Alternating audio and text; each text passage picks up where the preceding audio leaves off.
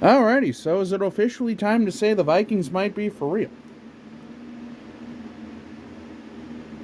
Because holy moly, Minnesota Vikings fans.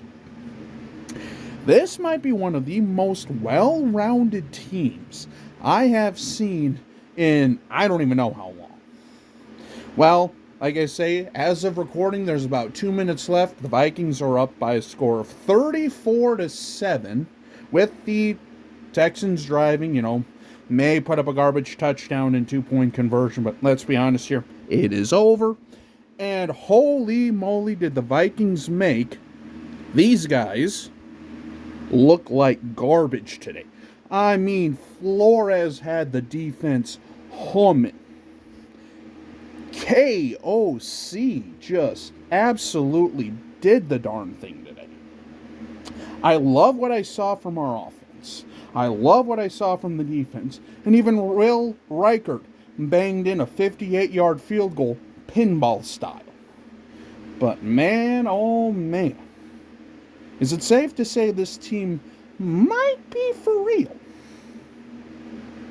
But yeah, let's kind of go ahead and break down a little bit here, just because, well, at the end of the day, you could always look up the highlights and stuff like that. But let's just know that the Vikings absolutely put the boomstick on Houston today. And it started with a Camus Grugier Hill interception that led to a Justin Jefferson touchdown. And JJ looked great in the first half, not so much in the second half, but we'll get into that here shortly. Then after that, the Texans kind of made a drive going, and then I believe that was the drive where Fairbairn missed the field goal. So it was still scoreless. Vikings go back down. Aaron Jones catches a touchdown to make it 14-0, where it would stay for, pretty much most of the rest of the quarter. And then once we get into the second half, Justin Jefferson apparently was clutching his right hand. So I don't know if that's anything massive. I don't know if it's anything major. I don't know if it's just something, like a stinger or whatnot. But it clearly messed with him during the second half.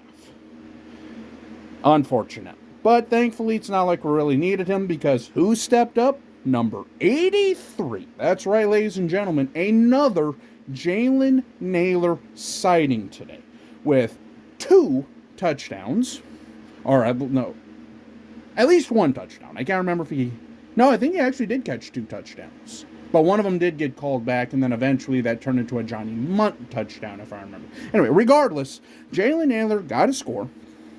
Johnny Munt even found the end zone later on. However, though, in typical Vikings fashion, even during a blowout win, all hearts stopped in the state of Minnesota for about 30 seconds when Danielle Hunter went low on Sam Darnold, twisting his leg a little bit. Saw him laying on the field, and I'm going, mother of pearl, Moses, Mary, whatever Bible verse you want to use here. I mean, good Lord, I was about to go to church tomorrow. Like, I'm not going to lie, dude. I was nervous. I was scared. But thankfully, Darnold got up, walked off the field. Mullins came in for a play. Then Darnold came back and finished the damn thing. Oh, man. So, yeah. With that recap out of the way. So, is it safe to say we're legit? Is it safe to say the Vikings are for real? Because it wasn't like we just beat the Texans. No, we laid the boomstick on them. We absolutely crushed them. And that's the second opponent in a row that on paper is quote-unquote better than us, quote-unquote a contender, while the Vikings are pretenders. Yes, I'm calling out the media here a little bit, but you know what? As Geno Smith said, we didn't write back. They might have written us off, but we didn't write back, baby. By the way, shout out to Geno and the Seahawks, who are also doing pretty well this year. So, but yeah, I mean,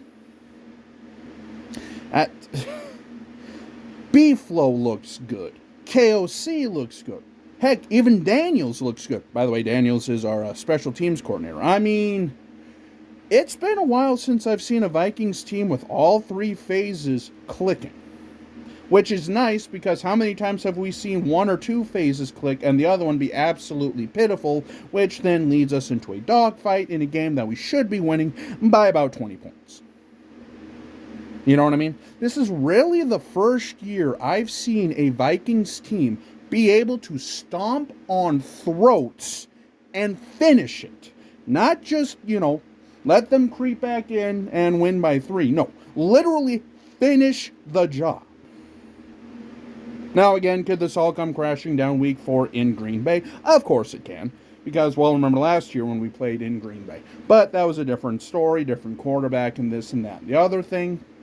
So, we'll just wait and see. But 3-0 with 2 convincing wins.